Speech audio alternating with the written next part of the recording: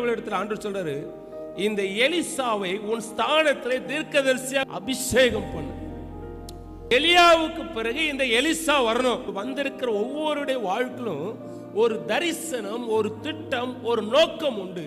ஒரு ஸ்தானத்தை கர்த்தரே உங்களுக்கு வச்சிருக்கிறாரு.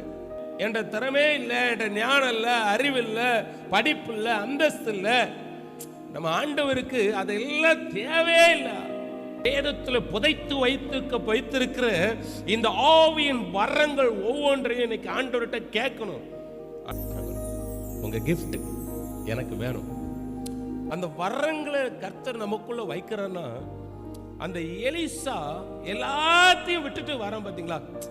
எல்லாத்தையும் விட்டுட்டு பிள்ளைங்க இன்னைக்கு ஏதோ ஒரு காரியத்தை நீ ஆண்டவருக்காக நீ விட்டு கொடுத்துட்டனா, கர்த்தர் உனக்குன்னு வச்சிருக்கிற பொக்கிஷத்தை வானத்தை திறந்து கொடுப்பார். கரங்களை தட்டி ஏசப்பாவுக்கு நன்றி செலுத்துங்களேன்.